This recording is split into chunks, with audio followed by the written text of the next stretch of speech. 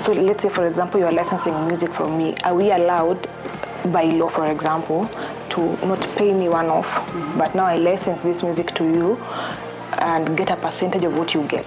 Sometimes it's known as a commissioned work. This means this thing would never have existed if I didn't come to you to do it. So I came to you and specifically asked, can you write for me a song? It's about making sure somebody derives economic benefit out of it. I want you to talk about royalties. Who is entitled to royalties? How do parties agree on percentages and things?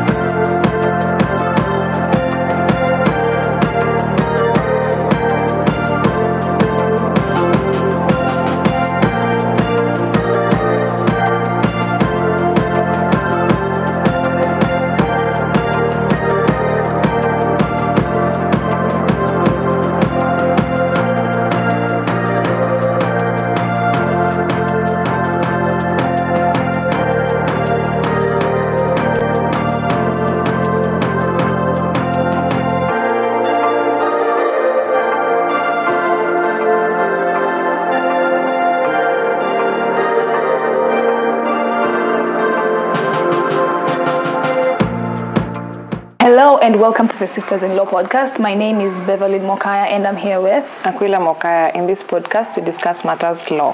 From talking about employment law to contracts to tax law and generally matters law, we've got you covered. Remember to like, share, subscribe, and leave a comment down below. So on today's episode, this is the part 3 of a series that we've been doing on music copyrights in music, and refer to our previous 2 episodes. And before you can watch this one, because for you to understand this, you have to understand the other 2. So on this one, we are going to now discuss the different contractual relationships between the different parties or the different parts of this entire, chain, right? From the writer up until the producer and even the record label, because we have established that gentlemen's agreements are not enough. Like, you just don't shake your hands with somebody and expect that they will keep their word, because when you go to court, it will be a matter of who said and who didn't say. So it's good to put everything on paper. So Emma, introduce yourself again so that just in case they didn't catch the other episodes, they can. Hello everyone, my name is Juliet Emma. I am a lawyer, an intellectual property and entertainment lawyer, and an advocate of the High Court. And as always, I'm very happy to be here. Yay. Yeah. So now we go to our topic, subtopic part 3,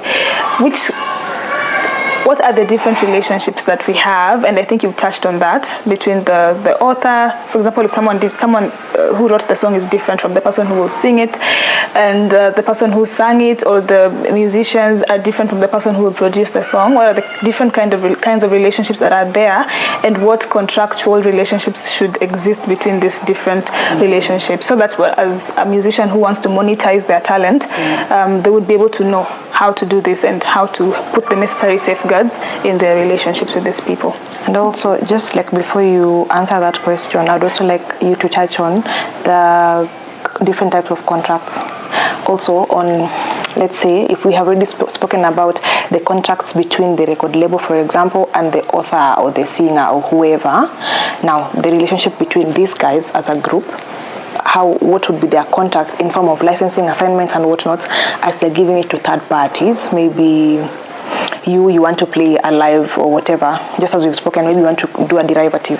We can speak about that type of contract, which is licensing and assigning. All right. So generally, the different types of contracts. So for the purposes of this episode, I'll narrow down to, I think, let's say 4 major ones.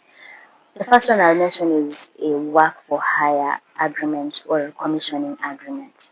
The other one is the licensing agreement or the assignment agreement, one that's meant to assign rights. And then there's the contracts with other third parties. And here I'm going to bunch together record labels, an artist manager, a publicist. Let's bunch them together on this third group of contracts.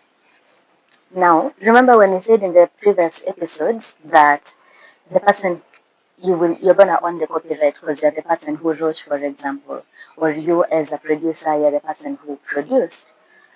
The exception to this general rule is if it is a work made for hire. Sometimes it's known as a commissioned work. This means this thing would never have existed if I didn't come to you to do it. So I came to you and specifically asked, can you write for me a song about butterflies and rainbows? And I want it to be 3 minutes long, you know. So you're going to write that song specifically to meet the need that I have requested. That thing is going to belong to the person who paid. So that's one exception to ownership.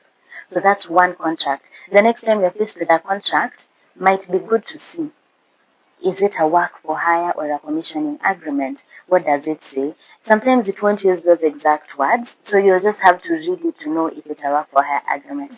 And the impact usually is the ownership of IP.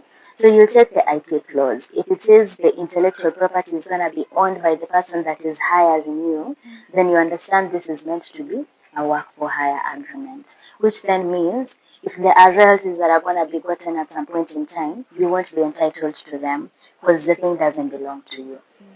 It's not necessarily a bad thing. It's just now a reminder to you as the person that's making this work, just make sure you get good money out of it. Like you can negotiate better now, knowing that it's a one-off rate. You can negotiate a buyout. You can negotiate a rate that's gonna make sense for you to no longer own the rights. Yeah. The other one that you've mentioned is the licensing and assignments. Remember, in the previous episodes, we've talked about how you can exploit the thing that you created. You can exploit IP, you can exploit the copyright in a song or the sound recording. So now to do that, remember we said the person who owns it is the only one that has the right to decide how it's going to be used. So if you want to use someone else's thing, you have to ask for their permission. These permissions are gotten through what are called licenses. A license generally is a permission to do something. So it's kind of like the way if you live in a rented apartment, you know you're renting this apartment, say for maybe you agreed for 5 years with your landlord. Then your landlord has given you stipulations. They said these are the things you can do. If there are trees outside, there's a chance you're not allowed to cut down the trees because you're only allowed into the apartment alone. Right? So that's kind of the license. With a license, you decide this is how long I'm giving you the license for, this is what you can do, but you can't do anything else except what I have said here. And then after the license has ended, you could decide. If it was for recording a song, you could even say, after these 5 years have ended, I want you to delete everything that exists. Again, it's your thing.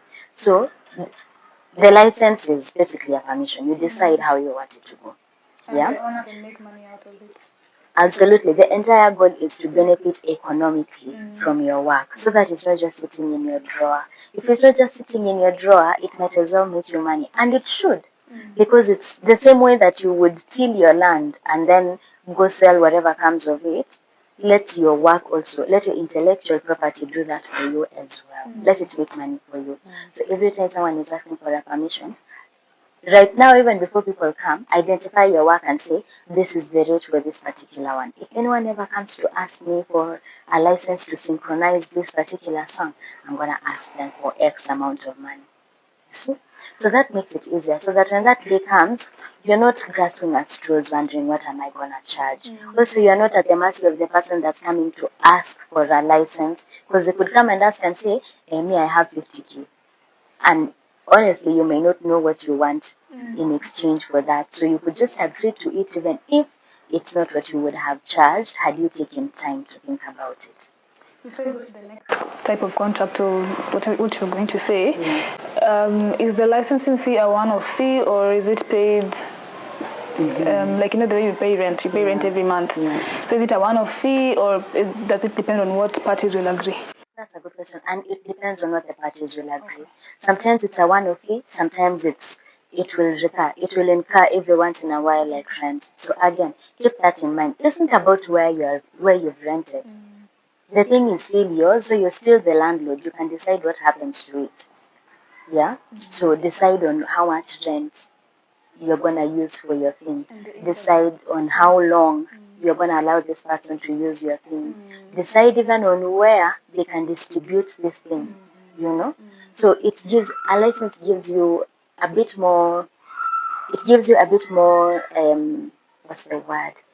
Power to decide how this third party can use your work. In contrast to the next kind of contract, which is an assignment. An assignment is now you're not renting the apartment, you've bought it. An assignment is a complete transfer of rights to another person. So it no longer belongs to the initial owner. It now belongs to the person who has received the assignment. So if it was you that assigned the right, it means whatever this person decides to go and do, you don't have it's no longer it's no longer yours to decide what happens. You can no longer say, you can't do that with my work, because you already sold the house, you already sold the land. You never see a person coming back to say, I don't like the way that you're planting bananas on the land that I sold to you 2 years ago. It's no longer yours to decide. That's kind of the same logic. Now, for these two contracts, the law requires that they be in writing.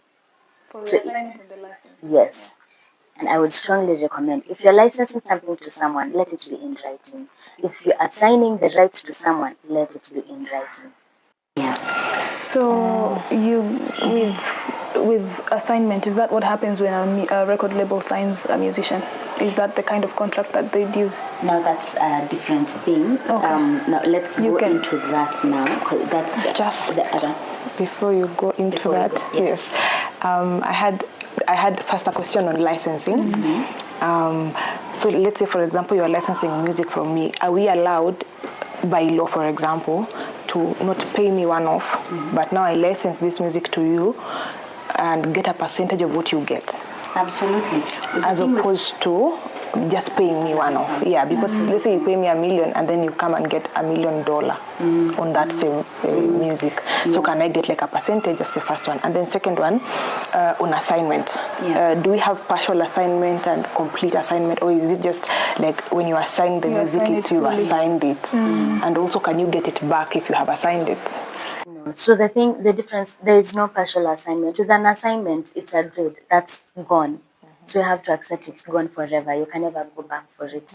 A license now gives you the opportunity to go back for it, to get it back. So before you decide to assign, remember it's final and it's not reversible. You can't go back to the person and say, give me back my song, I changed my mind. So if you want a partial assignment, go for a license. Exactly. Yeah. A partial assignment can only be a license. So that therefore means that if I'm assigning it to you for assignment contracts, I cannot take a percentage. It must be one-off. I don't think that it has to be one-off. However, the challenge with taking a percentage is, usually taking a percentage means you're going to give me 5% of every exploitation, for example. The day that we are dealing with a third party and the two of us are not there, that third party won't understand why me, who had already assigned, is still getting 5% of something I don't own. So it might become difficult to explain down the line after we've moved. However, let's assume your rate is $1 million and I want the assignment. You've assigned it to me at the cost of $1 million, but I don't have $1 million. So I say, I'm sure the thing I'm going to do with your work will give me $2 million. I'll give you a percentage. You see, that could work. Yeah. However, as far as rights are concerned, those will have gone forever. Yeah. So now to the other types of contracts that exist. Now, these are very simply put, is to manage relationships between people. So, for example, if Bev and Aquila are writing music, how do you decide who's gonna own the music? How do you decide the ownership of that music? Even if money comes back, how do you decide how it's gonna be shared? And if a day comes and perhaps you are not intending to sing the song, but me, I decide I want to sing this song, but Aquila doesn't agree, and Bev is okay. What happens on such a day? If such a day were to come, all those things, you contemplate this relationship as far as possible, and then decide how you would want it to play out, and then put it down on paper. The principal thing about contracts is it is always an agreement between two or more people. So the contract doesn't come first. The document doesn't come first. What should come first is your actual agreement. So first, sit down and decide. what do we actually want out of this relationship? Once you have decided what you actually want, then you move forward to put it down on paper. So the thing that's on paper should be the thing that you had initially agreed upon. Yeah, that's so. Contracts really should not be complicated. They should not be complicated or hard to understand. It should be a reflection of what you had already discussed ahead of time. Now, for these kinds of people, we've talked about collaboration agreements, for example, assuming you guys remember how when we talked about copyright in music, we said it's usually administered by a publisher. So, what does the publisher do? Have you agreed on what the publisher is expected to do for you? What are they getting back in return? Is there a territory your publisher is not allowed to go to? Such and such things. So you agree on all those things, put it down on that agreement with that particular person. Other agreements are, which are very common in the industry, record labels. Now, generally, record label agreements come in all shapes and sizes. There are those that they usually are called 360 agreements. So that means they're going to do everything for you, including they could like give you an advance. They could, I'm not saying they will, they could give you an advance to like take care of yourself, just to make sure you're not stressed about your rent when you should be using your energy to create. You see? So that's an one type. Now, what a record label usually does is, I see it's kind of like I see the potential in what you're doing, but I see that it's okay. You can't pay the producer. So what I'm gonna do, because I have a ton of money, let me give you some. No, you come. I'm gonna take care of everything. All you have to do is make for me 5 songs, write them and record them. Me, I will market them, and then the money comes back. When it comes back, I will take back my investment. I will recoup my investment, and then we can share the profits after me I've paid myself back for the investment I put in. That's usually what a record label does. So because of that investment, they become the owner of the sound recordings that they told you to do at the start of the relationship. That's usually how it happens. There's a possibility to buy back rights in that particular thing, but it can be hard. Some people have done it, and a recent case is Taylor Swift with her earlier albums, and it cost her millions of dollars to buy back the master sound recordings. So it can be quite expensive. Just, oh my God, I'm so sorry for cutting you short. Just before you proceed with that point, I just wanted to inquire. So, if the record label takes back its the investment that it put in this specific music, and it's taken the ownership, for example, yeah, and then it takes back all the investment. So, what about the balance? Like, let's say, for example, that that specific music hits and goes way beyond what the record label invested. So can I take the remaining part, or do they have the rights to this quote unquote balance? Because now it's my work.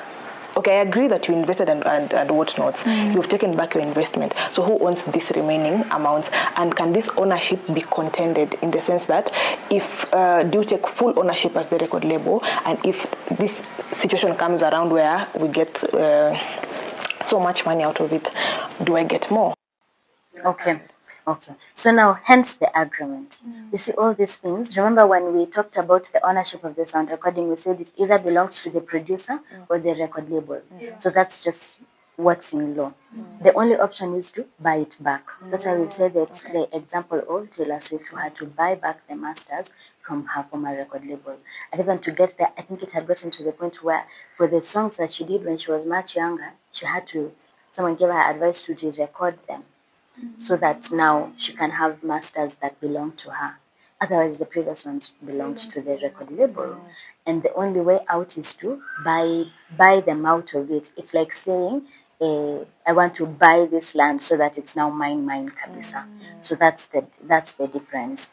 On the after, I said the other answer to your question is the contract.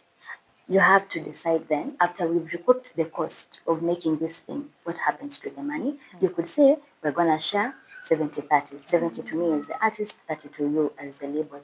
Or they could say 50-50. Or they could say 10-90. That's why I started by saying the agreement is basically the contract is an agreement between two or more people. What had you decided before you guys started to write a document? Because then if the document doesn't look like the thing that you had in mind, then it becomes a problem. Yeah. So that's the thing to always keep in mind. Another thing to note as well, and this is coming up because I mentioned that Taylor Swift re-recorded some of her music, but that may not be a luxury that everyone might have, because usually with the producer, even a producer or a record label, what you'll be giving them is with a record label agreement is sort of like a license, because you're giving them an exclusive, many times it's an exclusive license to record your song and then distribute it. So it's a license. And that's how you can buy it back. Like you can buy back. Well, yes, because it was a license, but now the thing that is now recreated belongs to them. The thing that was now recreated belongs to them. It's how, if someone said, let's assume you are trying to bake something, you have the option of going to buy someone's oven and then do it yourself. Or if you are going to say, can I borrow your oven for like an hour? I need to bake this thing. So you didn't go home with the thing that you needed. Yeah, they just had the resources to make it available. But yeah, it still belongs to them. So now, just a quick question before you continue. Let's say like the way Taylor Swift re-recorded, can the record label sue them for copyright, like for infringement of copyrights? Because now they also sort of have an ownership in what she's re-recording. See, now that might not be a correct assumption, because unless they actually invested in recreating the new sound recording, then they don't have any investment there, seeing as the copyright did not belong to them. Now, with record labels, I said it usually, and it gives the record permission to the label permission to record those songs, to make a sound recording out of what you had previously written. So if that permission has already been given, sometimes it says it's exclusive. So even though Taylor Swift may have had that option, and I'm not sure if she took the advice or if she didn't, if she actually re-recorded or if she didn't, but if you try and you had given exclusive license to the label to record, you're gonna be in trouble because you gave them exclusive license. And now you've given it to someone else when it should have been exclusive. So now that's the thing. So with every contract that you read or that you receive, make sure you read through every word. If there's anything you don't understand, ask questions. Ask questions. Another thing with label agreements that I think people should just look out for is what is actually being recouped. Remember, we mentioned that there's going to be a recoupment of the costs that they used to invest in the making of this sound recording. What is actually going to be recouped? What is going to be recovered? Because there has to be a limit, you know? For example, if truly we needed the cost to travel somewhere, to travel, say, to South Africa to go and promote the music, yeah, but did we need to travel first class? Maybe not. Perhaps we could travel with a cheaper option so that we're not losing too much money in paying ourselves for the expenses. So think about such things. So think about what else. If the label has 100 employees, can they pay all the 100 employees before they come to you? What if one of those employees is the person who sweeps the compound of the CEO? You see, maybe that person doesn't directly affect your work. So maybe there really should be limits as to what can be recouped. So always look into that as well. There's many, many things to look into when you're dealing with a record label agreement. But the place to start is, what was I expecting before I received this document? If it's not what you are expecting, then it might not work for you. And contracts are always negotiable. Don't ever feel tied that because the document has arrived, I have to sign it. And don't anyone send you a contract at 2 p.m. and then say, I need it back by 5 p.m.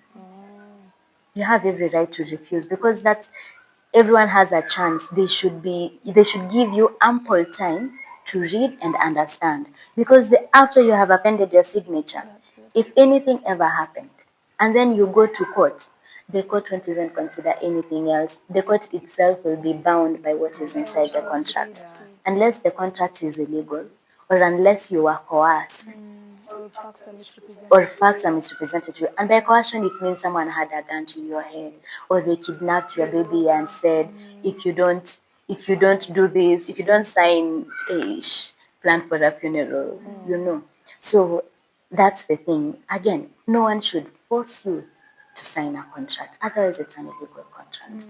Sawa. Yeah. Now I think we can go to contracts between now these specific people who have the copyright.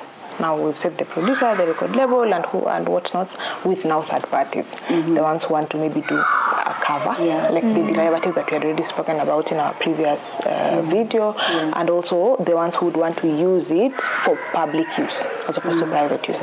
Again, all of those are other types of licenses. All these licenses are coming in different shapes and sizes. For example, if you wanted to use a song as the musical bed for this podcast, we get a license from the owner of the sound recording. If you wanted in the middle as the interlude, we do a collective performance of someone's song, we need the license from the owner of the copyright. You see?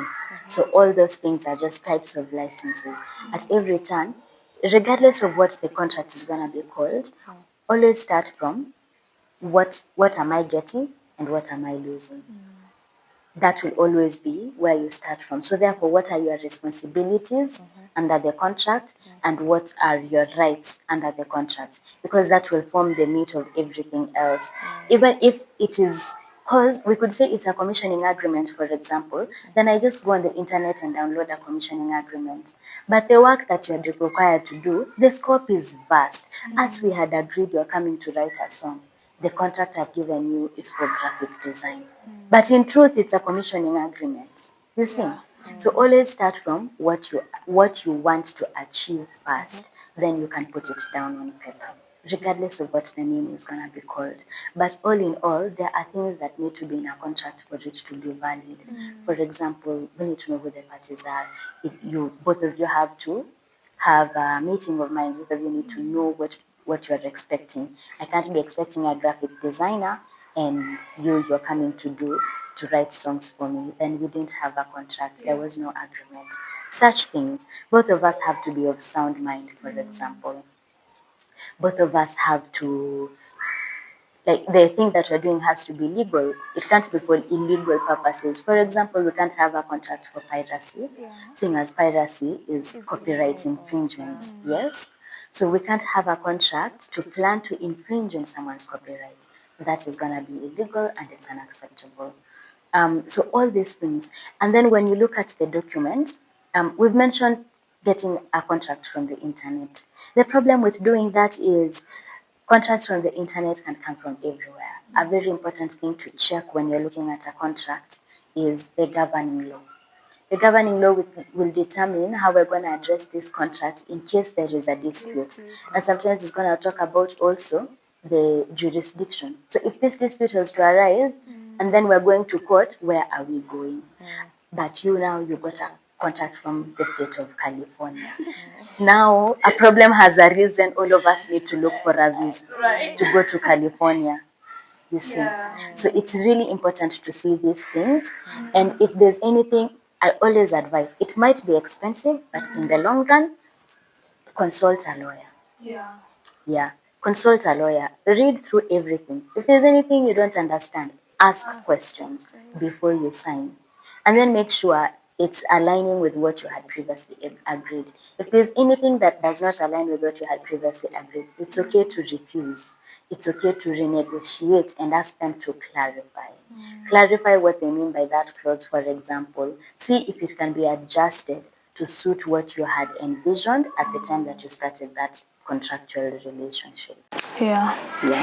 So since everything is about making sure somebody derives economic benefit out of it, I wanted to talk about royalties. Who is entitled to royalties? How do parties agree on percentages and things like that. Of course, I know that's subject to agreement and maybe what people decide on the side, but who is entitled to royalties? Begin with, let's say, the author, the people who do the background voices, the people who do the musicians and all that, the producer. Let's say the song is out and we're getting money. Who is entitled to it? And also, just before you answer that question, I'd also want you to talk about if there's any limitations to when, let's say for example, again, I'm the record label, when can I stop taking royalties? Like, if you have already recouped your investment, just the same question I had asked before, what is the limit to each one of us? Like, let's say BGVs, would they take forever? As opposed to like the writer of the song, would it take forever? Yeah. I see.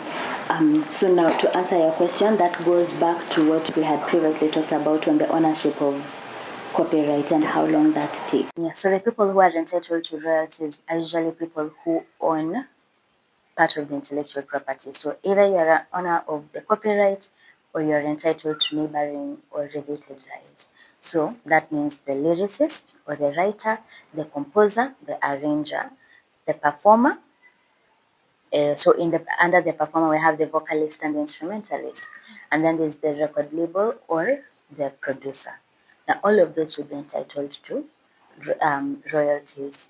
And like we said, royalties are like a piece of what we get, a piece of the profits that we've gotten, having sold the thing that all of us contributed to make. Now, how do you decide who gets what percentage of the royalties? You may have heard of something called a split sheet. This is the thing that you sign to determine when money starts coming back, how are we sharing it? So many split sheets will have the name of the song. So for each song that you make, you're going to find that it has its own split sheet. So it will have the name of the song. It will say who contributed, who was the writer, who was the composer, who was the arranger, and then say the percentage of royalties that each person, all the ones that you named before, how much is each person going to get? Yeah. So that is now now a split sheet is also now another type of agreement because all of you have agreed that we all contributed to this thing and therefore we've decided each of us is going to get this percentage of the money that comes back from the or something that we've made. Yeah. Okay, so what's like the extent as we wrap Yeah, so as we wrap up, assuming it's a label, remember we said for the sound recording that's created by all these people is owned either by the label or owned by the producer unless you buy it out. So these people can collect for so long as the song or the thing that we hear on radio, so long as it has not yet entered the public domain, they can keep collecting. Whoever owns the sound recording can keep collecting. Now, because everyone else has a piece of this cake, everything they collect has to be shared down to everyone whose name is in the spreadsheet. Yeah. So it could be collected, it could be distributed through their CMO. That's why I said have a CMO, or it could be distributed to you directly. Sometimes, because you might be doing many performances, you might be an instrumentalist for 100 people, sometimes you may not remember all the 100. It helps when you have a CMO, then you just register all the songs that you have. Then they will know we should collect for song A up to song this. Yeah? So that really helps being a member of a collective management organization. And if you're wondering, if I'm a member of a CMO here in Kenya, then my song is being played in the UK, how do I collect? I mean, you could decide to join a CMO in another country, but that doesn't, it's not like a necessity. Because CMOs usually have what are called reciprocal agreements. And the idea is, I understand that your members, I'm assuming I'm Kenya and you're Tanzania, like I understand your members in Tanzania, they may not be able to come and register in the CMOs here in Kenya. So you and I can have an agreement. They're called reciprocal agreements. For all your members, as the one in Tanzania, one is called COSOTA. For all the COSOTA members, I'm going to collect here in Kenya. Then you collect for me in Tanzania, and then we'll swap. And then everyone is taken care of. So again, being a member of a CMO has vast benefits. Because even if you have the capacity to collect here in this country, perhaps you don't have the capacity to go to, I don't know, Czech Republic to collect there as well. A CMO might have a reciprocal agreement with another, and it will be very, very helpful. So all these agreements. But remember, before you start to look at the thing that has been drafted, recall what it is you agreed to. Recall what you expected before you got into that relationship. You said enter the public domain. I know we're supposed to wrap up, but you know that someone can take it because you say public domain. I assume if my song is out, it's already in the public. Yes. By entering the public domain, I mean after the term of copyright protection has lapsed. For copyright, it's usually for literary works, so that means also lyrics, composition, and arrangement. In this case, it's usually the lifetime of the author plus 50 years after they have passed away. Okay. And for sound recordings, it's 50 years from the end of the year when it was made. Right, so thank you for that, Emma. It was very informative. I know this is not even a quarter of what copyright in music entails, but I think if anybody needs to consult with you, they should reach out, right? Yeah. So thank you for watching. If you've come to the end of this, we know you have definitely learned. Remember to like, share, subscribe, comment down below, and hit the notification bell. Yeah, so thank you for watching. Bye. See you next time.